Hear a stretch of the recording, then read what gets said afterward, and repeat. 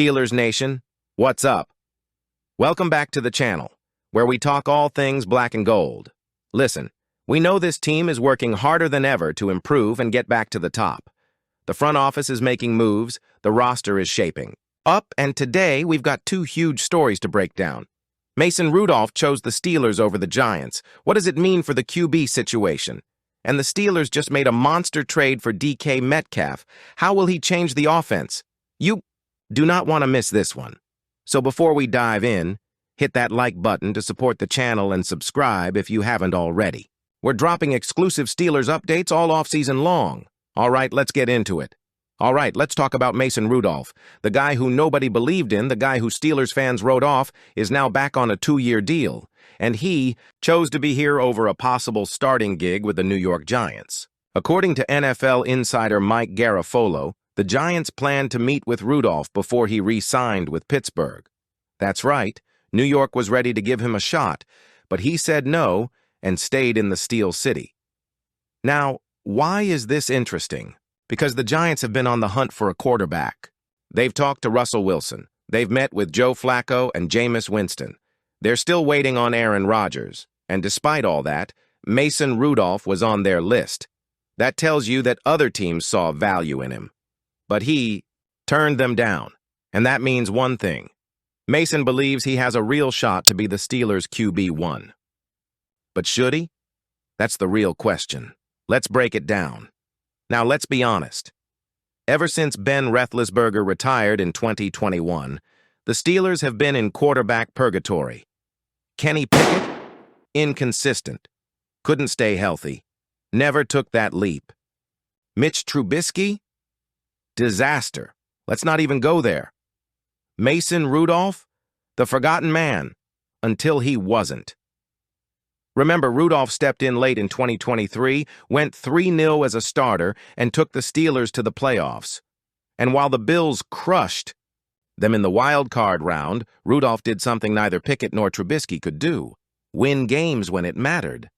Even Steelers captain Cameron Hayward is hyped about him coming back. On his podcast, Not Just Football, Hayward said, "Mason proved to a lot of Steelers fans that he was ready. If we don't sign a quarterback, and we go into the year with Mason, I think we feel good about it." That's a veteran leader in the locker room saying this guy can do the job. But let's be real. Is Mason Rudolph the long-term answer? Probably not. But can he hold the fort while the Steelers develop a young quarterback? Absolutely. Which brings us to... Right now, the Steelers have 3 options at quarterback for 2025.1. Roll with Mason Rudolph and see if he can lead the team to another playoff run. 2. Take a shot at Aaron Rodgers if he doesn't go to the Giants or Vikings. Draft a young QB and let him develop behind Rudolph.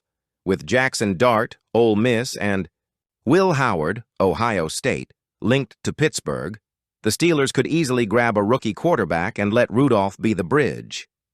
But what do you think? Drop a comment below. Should the Steelers fully commit to Rudolph, or should they still go after another QB? Let me know your thoughts, but we're not done yet, because whoever the quarterback is, they just got a massive upgrade at WR. Now this is where it gets exciting.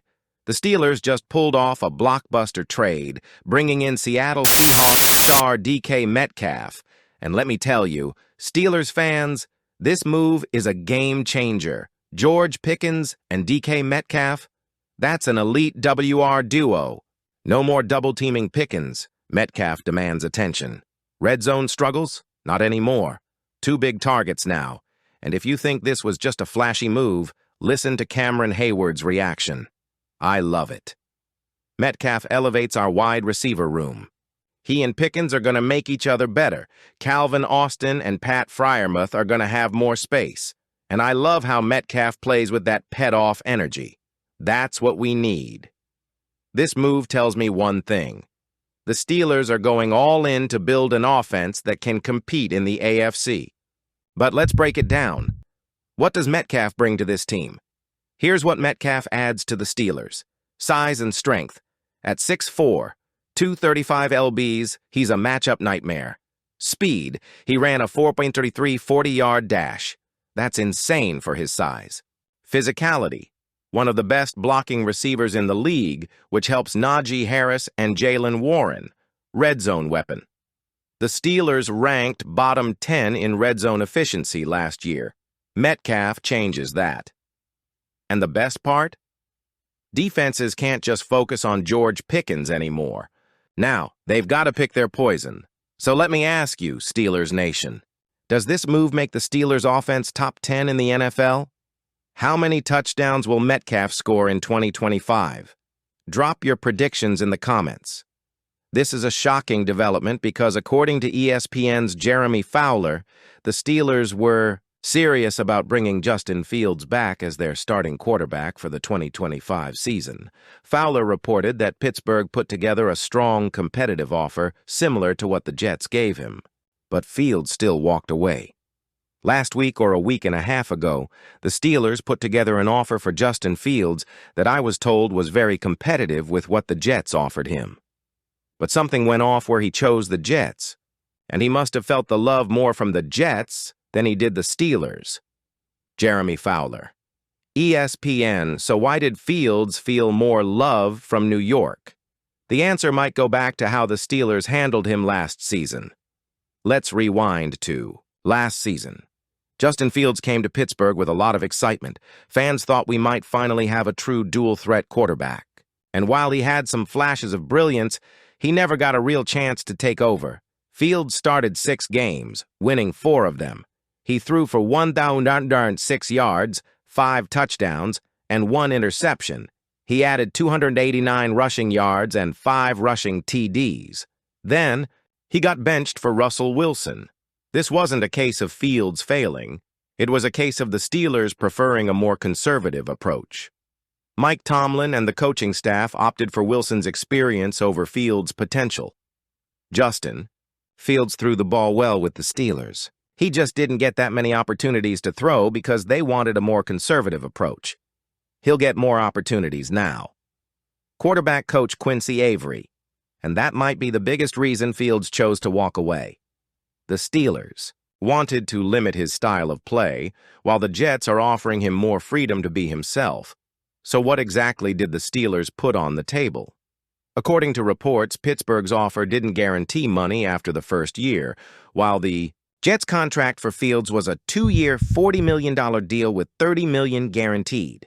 That's a big difference. Fields was looking for stability and trust, and the Steelers' offer didn't give him that. So instead, he's heading to New York to team up with his former college teammate, Garrett Wilson.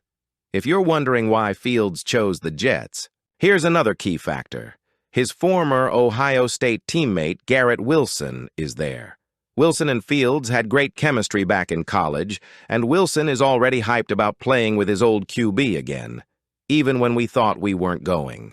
To have a season, he kept the spirit up and always kept us prepared to go. He made sure the receivers were getting their work in. Garrett Wilson on Fields, it's clear that Fields wanted a fresh start, and playing with a familiar face in a system that fits him better was the deciding factor. Steelers fans, this team is loading up. Mason Rudolph is back and ready to prove himself. The Steelers could still make a QB move. DK Metcalf just took this offense to a whole new level. This season is going to be wild, and I can't wait to see how it all plays out. If you enjoyed this breakdown, smash that like button, and if you haven't yet, hit that subscribe button so you never miss an update. I'll see you in the next one, Steelers Nation. Here we go.